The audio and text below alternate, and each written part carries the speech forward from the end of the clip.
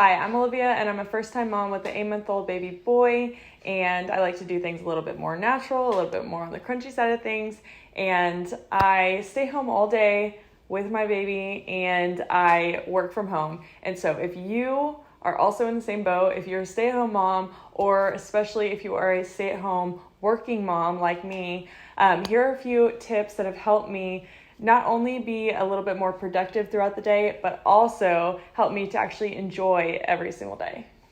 So the first thing I had to do was establish my priorities. So first would be my son, obviously. The second thing I realized was most important would be my health.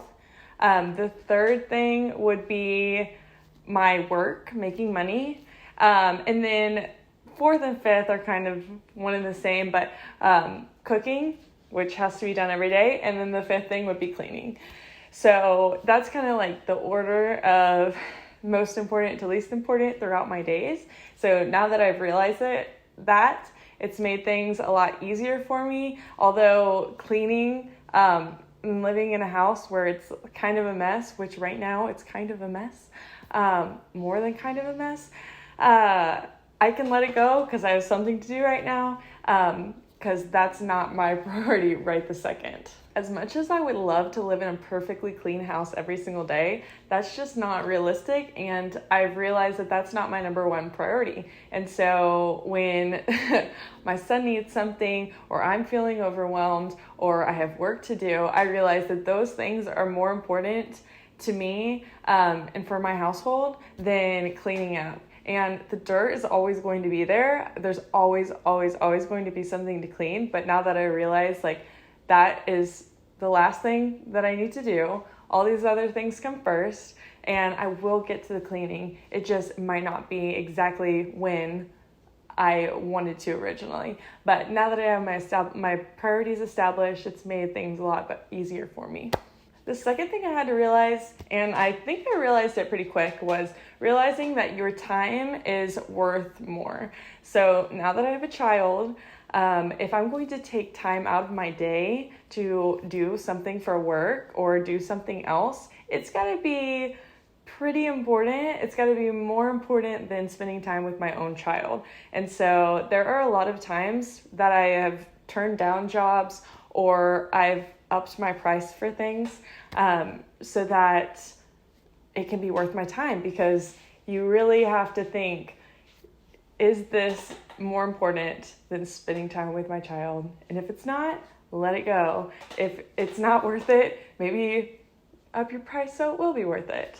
The third thing I realized was stop feeling guilty. So I was feeling guilty for doing anything for myself. So not even anything crazy, just going to take a shower, or brushing my teeth, putting lotion on, or taking a walk, or working out.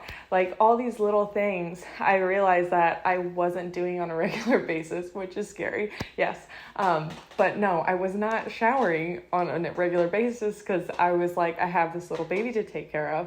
But it's not helpful, and your mental health is super, super important, especially postpartum. And so it's okay to go take a shower, or it's okay to put your baby down and go brush your teeth. If your baby is safe, let's say in a crib, and you need to go brush your teeth, go do it. Your mental health is seriously so important. And I did not realize that. I had heard people say that. It didn't hit me until about 6 months. I kind of mentally was starting to break down. And so I realized all these little things every day, yeah, it's just a little small thing, like brushing my teeth, and I'm at home all day, so it shouldn't be that big of a deal. But it really, really is. It's really important to take a little time every day for yourself, whether it's you take a couple extra minutes in the bathroom, a couple extra minutes in the shower, whatever it takes for your mental health, because it truly, truly, truly will reflect on your child, and it is really important. And plus, you deserve to do those basic things. So the next thing I realized was I need to be more intentional with the time that I do have.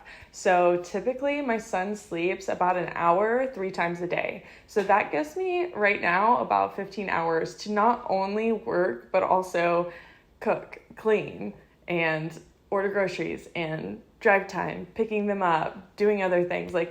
that's not a lot of time. And so what those few hours that I do have, I really, really need to capitalize on them. So at the beginning, I realized whenever I was putting him to sleep or doing something where I didn't actually need to be like fully hands-on with him, I would maybe be scrolling on Instagram, like when I went to the bathroom or whatever. I was listening to a podcast or a TV show with my headphones on instead of, answering emails that could be answered easily on my phone, or doing some other work activity that could be easily done on my phone. Instead of sitting there and scrolling on Instagram, I work a very creative job, so I would look for different ideas for my next project, or I would try to think about what my next video was going to be, and I would think about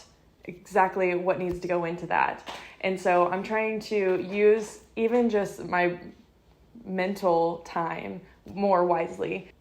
And I think by doing that and thinking of projects ahead of time, thinking of tasks ahead of time, thinking of things I need to do, when it got time to actually sit down and do them, when he finally went to sleep, I think that it made me a lot more productive because I already had it played out in my mind. I already knew exactly what I needed to do.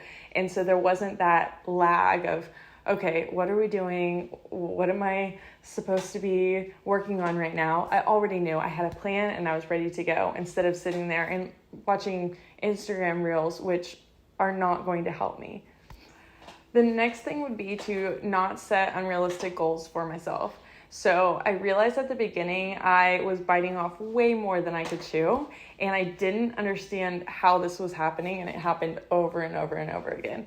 So what I ended up doing was I have a giant calendar where I write, it's a whiteboard calendar, and I write down everything I need to do. That includes all my work stuff, anything that I have planned with my husband, anything that he has planned, any type of activities we have to go do, just ordering groceries, picking up groceries, just even the little tiny things that I have to go do that are going to take time.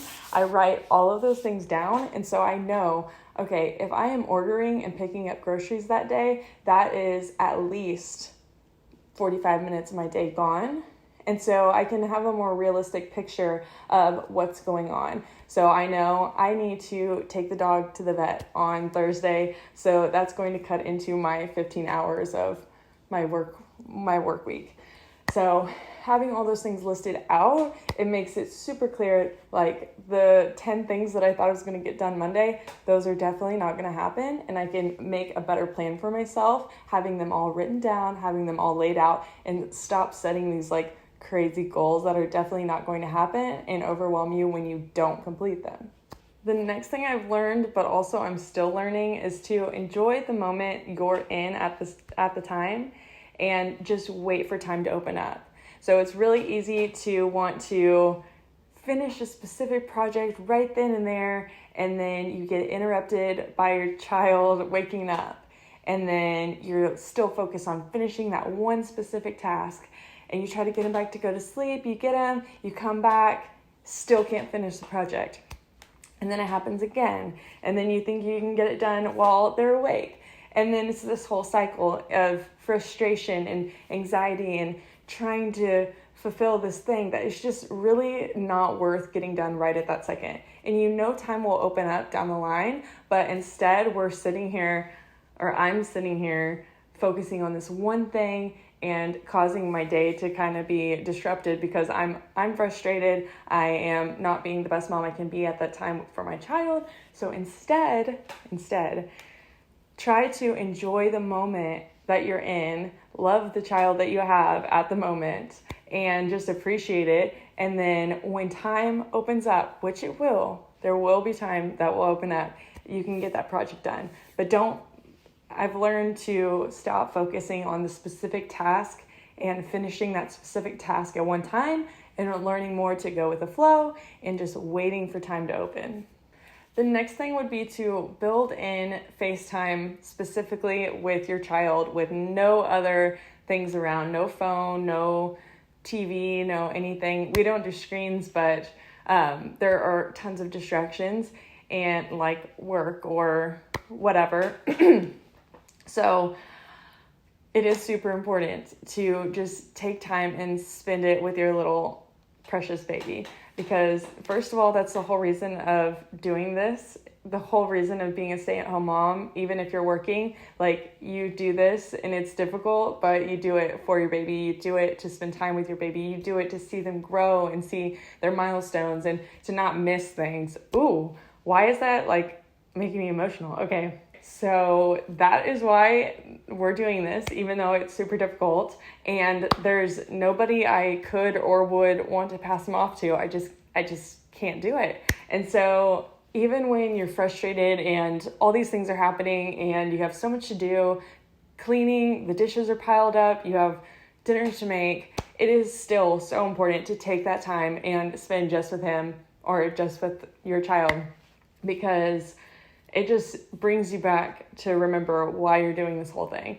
And it just makes more of a connection. And I feel like it just melts the stress away, because, you know, doing what we're doing is so hard. And I don't think people realize it until you're in it.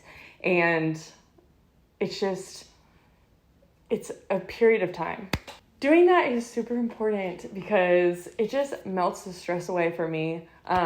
When I have dishes piled up and I have things to do and projects not finished and I'm feeling anxious and worked up, when I just stop and I realize what's my number one priority, it's my son. So I take that time to just be with him, take all of the distractions away.